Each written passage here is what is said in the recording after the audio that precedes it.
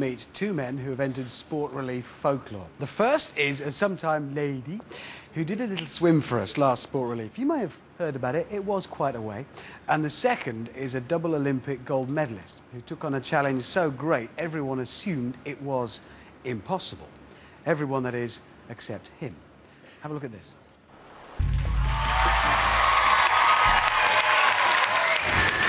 Ladies and gentlemen, please welcome the sport relief heroes of the hour, James Kracnell and David Walliams.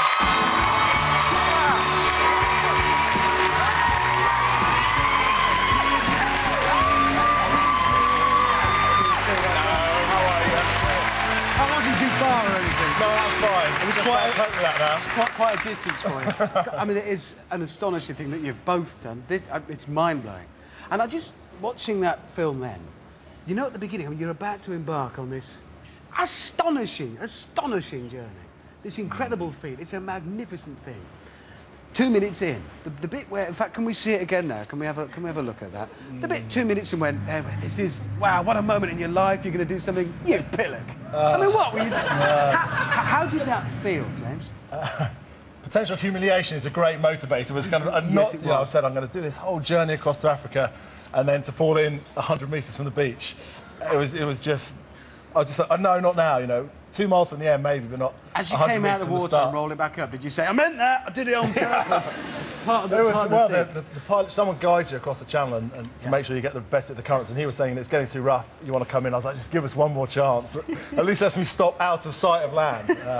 Well, look, I've got some stats here about what you did. I mean, the row across the channel, that took you 6 hours and it's 22 miles. Then cycle across Europe, as you do, which is 1,400 miles. I mean, this just becomes unimaginable. It's amazing how quick you can cover mileage on the bike. You saw what Alan Shearer and Adrian Charles did as well in the last 2 days. It's got a massive engine on it. 10 days of your challenge, you burnt 60,000 calories. I'd have vanished. Can I just point out as well, thanks, whoever decided to put me on with the two really huge tall blokes. Like speaking to a lovely little child. I am down there. So I can't even hear that at that level. It's just a conversation going on above me. So you then, you cycle across the whole of Europe, 1,400 miles. The pilot whales. I mean, that looked like a beautiful experience because you were there. It was beautiful. It was scary at first because we were told that there were sharks in that bit of water, and there are great white sharks there. And so first you see a shape and you think, oh my God, what is it? But luckily it was a benevolent creature, a whale, which was nice. And I reached out to touch one at one stage and I thought, I better not, it might not like it. and the water made all this, it was really clear. So the first sort of 5–10 metres underneath were really clear. And the first I saw of it was one swimming upside down, kind of underneath me, looking up, and it was just like, it was the most beautiful thing I've seen. And then you think, what else is out there? I wanted to hold on and hope that it would just pull me across. But I thought, it's not Free Willy. It's The thing is, it's when you discovered they were benevolent creatures. That's good, that's nice. How did you know they're not labelled? So how did you think this is a killer whale and I've made a terrible mistake? Well, no, because they look different, don't they? I've never swum out there, have I? I don't know. Well, they do. They just look. Well, they look like big dolphins, basically. Yeah, I mean, it was a shock. Very sweaty. I know, I'm a little bit nervous now. No, are you nervous? Questions. You're one of them. You're physiologically, you're different. He's from perfect. It's horrible. I mean, having to stand next to him. Look at that face. You're pretty gorgeous? odd, but he's just very. Well, you're pretty odd. He takes it physiologically to another whole. You must be. Are you a different being from? No. I mean, my job was to be fit for 15 years, and you kind of have lucky enough. I've got that kind of bank of it, and the chance to do some different stuff. I did one sport for such a long time to get to a journey like this was really good fun. So it's easy then, really? No. You did actually set a world record because you are now the first person to travel from the UK to Africa using your own body strength, which I'd say that was, you know. I'm probably the first person to try it as well, though. No, you're the first person to want to. Thank you very much. Why would you do it? But it was, I mean, what we saw there must have been an astonishing, a quite magical experience. Hard work. It was a hard swim because a lot of people said, oh, it'll be easy for you because you're from the channel, but the seas were really rough and I got very seasick out there. And I actually started throwing up while I was in the water. Swimming. And there's two things you don't want to do together, which is vomiting and swimming.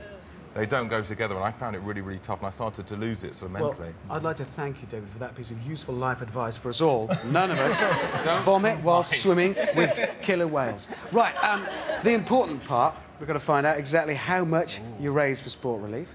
And I can tell you it was a fantastic £341,451. Well done. Well done, Bumbleets. That's a lot of money. That'll help a lot of people. That'll make a lot of difference to a lot of people. Thank you. It was. That'll help an awful lot of people. It was a Herculean task, so with 2 gold medals already, here's to Olympians to reward you. Please welcome Sir Steve Redgrave and Dame Kelly Holmes.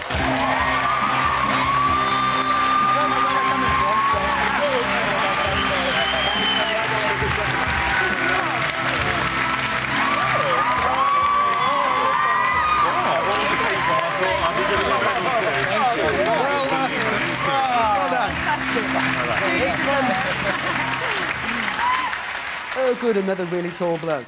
If you think I'm looking a little on edge here, I should explain that later on we'll be seeing what happened when me and the Top Gear team did a special surprise makeover on the garden of a famous sports person, and that sports person was Sir Steve Redgrave.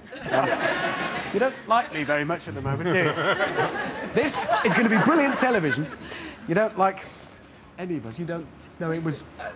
I know, I've got a better idea. What I'm going to do now is just run away. Yeah, I'm going to just run away like that. That's not the first time he's done that. We'll see you later. Thank you, guys. That was absolutely a superb effort. Round of applause. Of course, it's not